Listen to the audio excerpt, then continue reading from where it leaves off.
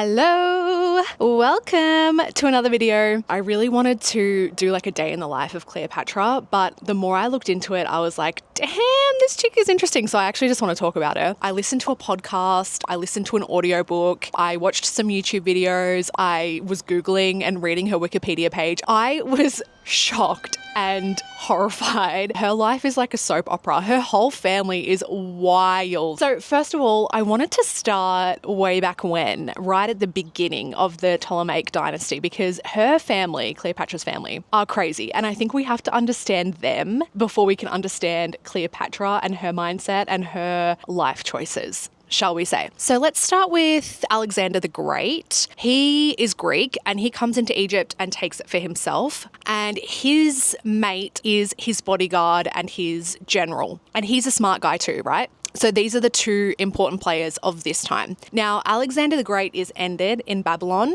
Ptolemy the First basically takes power in Egypt. Is that his due? No. Is he royal? No. Was he even made heir? I don't think so. But he's basically a really smart guy. I could be wrong, but this is just like how I'm remembering it. He basically takes power for himself and he takes over Egypt, but they make the capital Alexandria, which is where the library is, the lighthouse, really famous like ancient city, right? Would have been beautiful. It's on the coast, so it's accessible by the Mediterranean. And they basically make it little Greece because what Ptolemy the First does is he's like, okay, we need some Greek bodies up in this bitch, right? So he's like, okay, Greeks, come live here. I'll give you land. I'll give you tax benefits. Come and join me in this new metropolis. And that pretty much works out for him. He basically starts, well, Alexander the Great and him basically have started this new awesome city. Oh, and another thing about Ptolemy the First. He was smart in that he realized that to take power and to keep power in Egypt, he had to acclimate, he had to take on the local customs. And so he joined the Egyptian religion. He said, yes, I believe in your gods too. I am the embodiment of your god or whatever. And so he was able to get support and he was kind of like a savior because Egypt had already been previously conquered. So they didn't have one of their own pharaohs on the throne.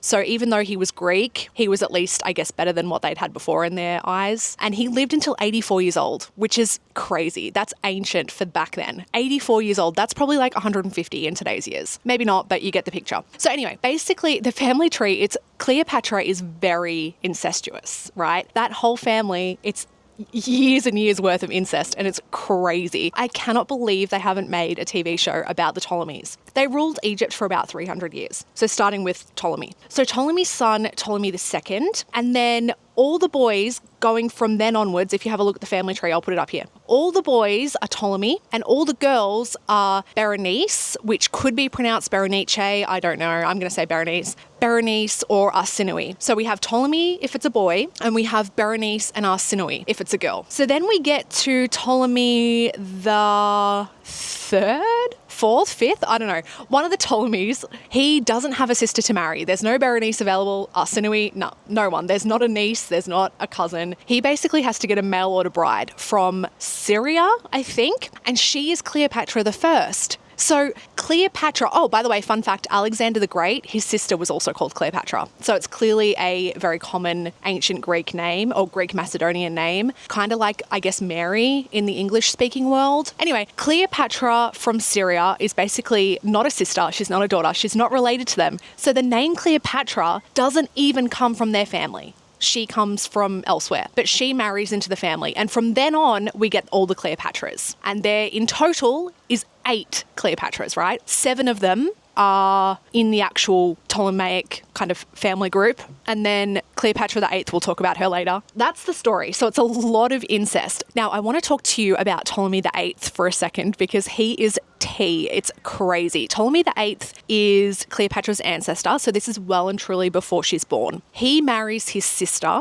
obviously, because they've taken on the Egyptian custom of marrying your siblings. So he marries his sister, Cleopatra II, I want to say, and his nickname is Potbelly.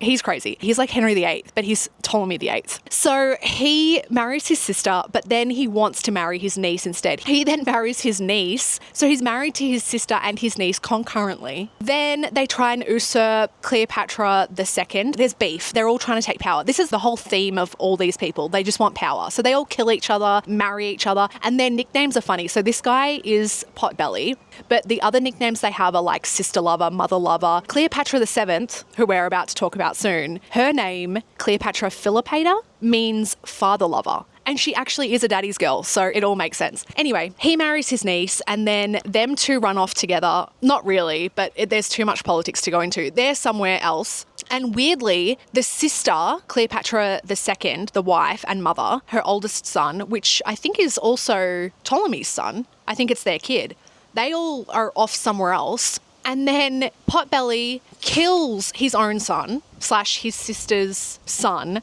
/ his own nephew, because it's incestuous, and then dismembers him and sends him back to his wife, the older one, as a birthday present.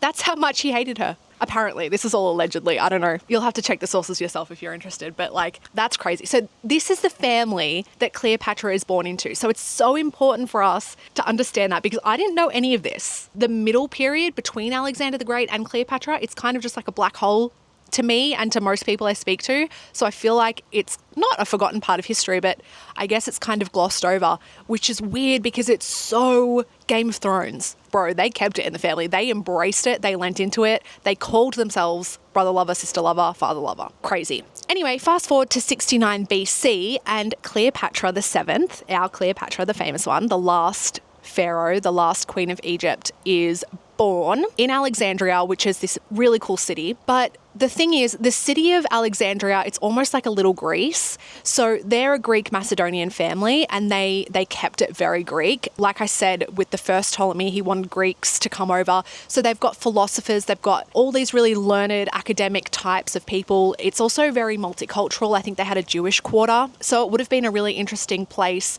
where learning is very much important. So Cleopatra was very, very clever. She, in her younger years, would have spent a lot of time with scholars and with tutors, and she apparently spoke at least seven languages, and she was the first of her family apparently to learn the local dialect, which was Egyptian Coptic Egyptian. And some people think that that's because her mum was actually Egyptian, because we don't know who her mum is. There's some controversy around that. We don't know. So regardless, she spoke 7 languages. She also apparently was philosophic, and she studied poisons and mathematics, and this is confusing to me because she is the product of a lot of incest. So for her to be healthy and normal is a miracle, but then to be highly intelligent on top of that, it's like, how does that work? And I can't find the answer to that. I'm really cold. I think I should go home.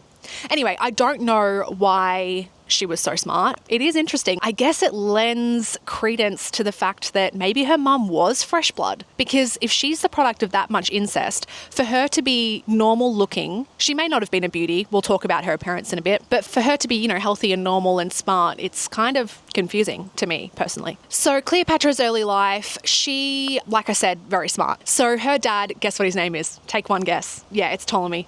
And she also has an older sister called Berenice. So she's not the first daughter, and she has a younger sister, Arsinoe. So all the 3 girls' names are taken in this generation. So Ptolemy, her dad, his nickname is the flute player, and he would dress up as Dionysus, which is the Greek god of wine. Because remember, these people are still very Greek, even though they're the Egyptian rulers. They seem to love everything Greek and surround themselves with Greek people, and none of them spoke Egyptian, which is wild. So he was a bit of a party boy. Now, him and Cleopatra were out of the country, I believe, and Berenice / Berenice, not sure, Cleopatra's older sister had the throne. And so he comes back, her dad, and ends her. So he's killing his own daughter. So this is like the politics of this family, right? They're just all out for blood. And then him and Cleopatra are on the throne. So Cleopatra is co-regent. They're sharing the throne. So her and her dad are in power. And then her dad dies somehow, I can't remember how, but she basically is on the throne and she has to marry her younger brother called Ptolemy. obviously. And I believe he's around 10 at the time. And there's beef between them because they both want power for themselves. And so Julius Caesar arrives on the scene. We know Julius Caesar, obviously, very famous Roman guy. At the time, he was in his 50s and Cleopatra was like 21. And he's also married. And he's rocking up in Alexandria to kind of squash the beef between these two because it's kind of like civil unrest. This is very summarized and probably wrong, but I'm just telling you this just to give you the context of Cleopatra's life. So Julius Caesar arrives. She then, obviously iconic, is smuggled to him in the carpet and hey, I'm here, and charms him and gets knocked up by him pretty much straight away. And she ends up going and staying with him in Rome, even though he's married. And this is probably where the Romans start to dislike Cleopatra because she's the other woman. She's seduced this married man who's like many, many years her senior, and she's foreign and she's a woman. And so they're just like, who is she? Who is she? Who is she? But, you know, she's charming. And I want to talk about her appearance just briefly, even though we're going to take a deeper dive into this later. She may not have been a stunning beauty, but she wasn't ugly because the Romans would have said if she was ugly. But what she was very witty and very charming and very confident, and she had an aura. She was very magnetic and she was able to charm people, which makes sense because she's so intelligent. And so she did study Caesar and what he liked. You know, she's a very rich girl. She's young. She's smart, probably really funny and witty. And so he is like, yeah, I'll back you and we'll get your brother off the throne and, you know, I'll give you the power. So basically her brother drowns in this sort of argy-bargy beef between all these people. And I think Caesar's fleet is burnt down. And then this is where the Library of Alexandria gets damaged. Not fully burnt down, but it gets damaged within this. There's a lot happening. It's an ongoing saga and there's too much information for me to remember, but I'll put my sources down below. You have to listen to these podcasts. You have to listen to this audiobook because it's incredible. Anyway, so she was married to her brother Ptolemy. He's now gone, deceased, RIP. And Caesar and her are in Rome. So the Romans see Cleopatra and she, you know, dresses up as a goddess and she's loved by the Egyptians. And she gets pregnant, like I said, with Julius Caesar's kid, who she names, yes, Ptolemy, but they nickname him Caesarian/Caesarian, not sure how you pronounce it, so like Little Caesar. So she very much, even though they've had this child out of wedlock, she very much wants people to know that this is Caesar's child. It's all political for her. She wants power. She's a woman in a man's world. She wants power for herself. And she's like, my siblings can get wrecked. All these Roman men can get wrecked. I am taking power. This is my country, bro. This is my land. Obviously, Caesar then is backstabbed literally by Brutus and the Senate, and she gets out of there and she heads back to Alexandria. Then she marries her little brother, also Ptolemy, and fun fact, not fun at all, very sad, both of them end up passing at 15 years old. So that brother dies mysteriously. She probably poisoned him because remember, she knows a lot about poison, and if anyone's going to get away with it, it's going to be her. So she ends that brother, and this is when Mark Antony pops up onto the scene. She charms him, as of course she does. She wraps men around her little finger. So she charms Antony, who again is married to Fulvia, and she passes away somehow, but he's got children with her. Anyway, him and Cleopatra get it on. She gets pregnant. She gets knocked up again. She's obviously very fertile. She has twins to Mark Antony, which is really interesting. And the daughter is named Cleopatra VIII. We're going to talk about her at some stage, but her name is Cleopatra Selene or Selene. Now, she's not the first of her name. There was another Cleopatra Selene up there in the family tree somewhere, but because they're twins, there's a boy and a girl. She names the son Alexander Helios. Alexander probably after Alexander the Great, and Helios the sun. So Selene or Selene, the moon and the sun. So she has a boy and a girl and she names her after the moon and the sun. I think that's very poetic. She then doesn't see Mark Antony for like 4 years. He goes off and gets married to Octavia, which is Octavian's sister. Now, Octavian is a Roman guy. He changes his name in the future to Augustus. So we know Augustus, right? The first, what do you call it? What's that word? Anyway, I'm going to put it on the screen. He's the first, and August, the month of August, is named after him. So his older sister is Octavia. And fun fact, she was born in 69 BC as well. So her and Cleopatra are the exact same age. She marries Mark Antony. It's a political alliance. Octavian has set this up and they have kids together. I believe they have 2 daughters, and he doesn't see Cleopatra for 4 years. But then he goes back to her and they rekindle things, and Rome is in an uproar because they're like, bro, you're married. What is up with this woman having kids and sleeping with all these married men? That's why they don't really like her. But they're also fascinated by her, and she's kind of a femme fatale, I guess. Then they have another kid who they call Ptolemy. So now Cleopatra's got 4 kids, 1 with Caesar, 3 with Mark Antony. And Mark Antony has kids with his first wife, Cleopatra, and Octavia. So this guy has some powerful swimmers, if you know what I mean. When she first meets Antony, she's quite young, but the second time she meets Antony, she charms him by dressing up as Aphrodite or Isis. She dresses up as a goddess because he likes to dress up as Dionysus, just like her dad. Daddy issues. So they're all party boys. They all have lavish feasts and they eat roasted boar, and they have this bet on who can basically create the most expensive banquet. And that's when she apparently puts her very priceless pearl earring into a drink or into vinegar and dissolves it and drinks it. I don't even know, I didn't even know you could dissolve a pearl, but apparently you can. After that, they have a sort of torrid love affair / political alliance, her and Mark Antony. Very famous because of Shakespeare, so I won't go into that too much. So then Octavian, who later becomes Augustus, rides in this battle and basically just decimates Mark Antony and Cleopatra. This is well and truly towards the end. So Cleopatra is 39 at this stage. So this is over a long period of events and years, and I, of course, have skipped over a lot of stuff. But basically, Mark Antony has no option. He's been defeated. So he falls on the sword, but he's not fully gone. He ends up in the mausoleum with Cleopatra and her female handmaidens. This is the classic scene. And of course, the snake, which could be an asp or it could be an Egyptian cobra, is smuggled in a basket of figs, and she cradles it to her chest and ends her life. And Mark Antony is gone as well. So it's all very poetic in the end, very Shakespeare. Whether or not that actually happened, we don't know. It's more likely that her being the mistress of poisons that she is, she knows a lot about poison, it's more likely that she just poisoned herself. But maybe she told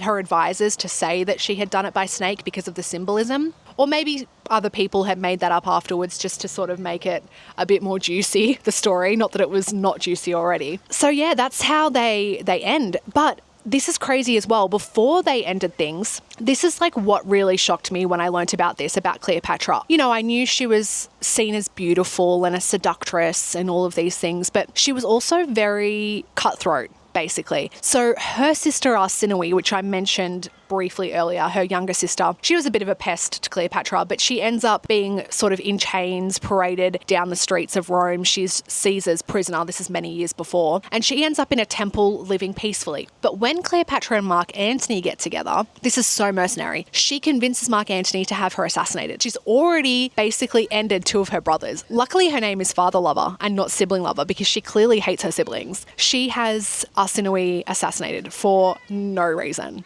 So after Cleopatra and Antony end themselves, basically, what happens to her kids? So she had the 4 kids, like I said. So Caesarion, he's gone, definitely, because he would have been Caesar's heir. So Octavian has to get rid of him. Now, the twins and the youngest boy, Ptolemy, they all end up in Rome under the care of none other than Octavia, Mark Antony's scorned wife. We have no idea what happened to the boys. They completely disappear from the historical record. So either they were, taken out, or they were given new names, or just, completely demoted and stripped of all sort of power, wealth, title, and just made into, Cinderella-style servants. We really don't know, but we know what happened to Cleopatra Selene. So Cleopatra Selene then married a royal and becomes a princess, right? She marries the king Juba and she becomes the queen, I suppose, and she has a son who she names Ptolemy. Her son Ptolemy is ended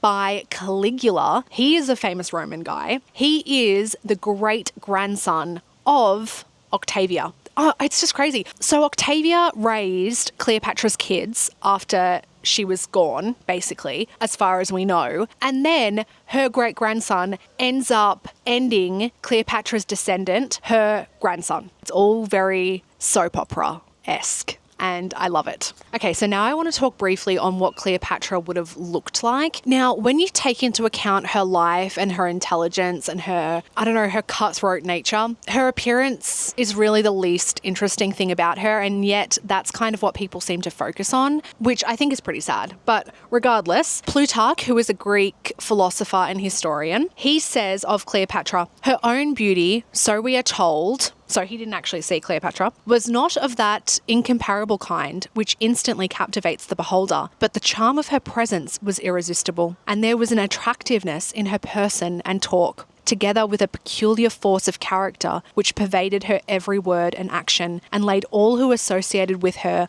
under its spell. It was a delight merely to hear the sound of her voice. Beautiful. And then Cicero, he said of her, and he did meet her, that he detested her, which is almost a compliment from an old Roman man, because of course he would. Now, as for what Cleopatra looked like, we have her visage on coins, but it's said that they're not really that accurate because when they put the rulers on the coins, they tried to make them look very powerful, very, aristocratic with that really strong profile. So whether she actually, appeared like her coins, we don't really know, but we can say that she probably did. And there's also quite a few sculptures of her, both in the Roman style of art and in the Egyptian style of art. In the Egyptian style, she wouldn't have looked like that, I don't think. That's just to sort of cement her power and stuff like that. I think the Roman style of artwork, as far as I know, was more realistic and tried to capture people like their actual likeness. So it's more likely that the Roman style of artwork actually showed her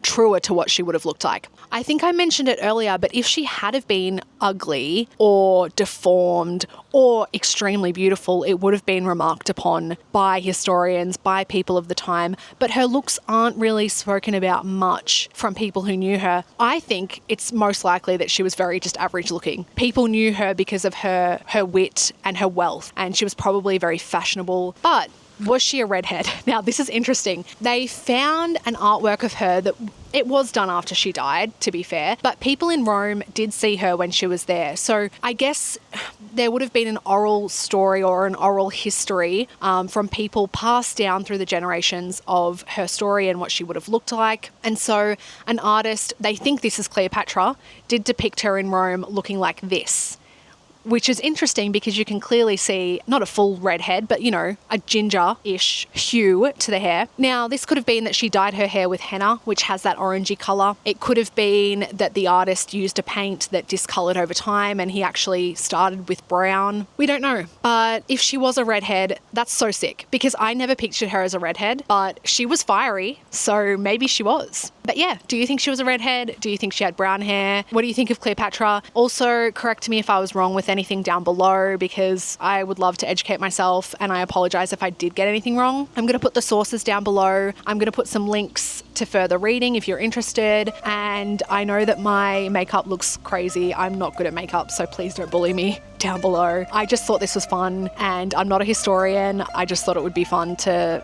talk about Cleopatra. Anyway, I'm going to head off because I'm freezing cold, but thanks for watching and I will see you next time. Bye!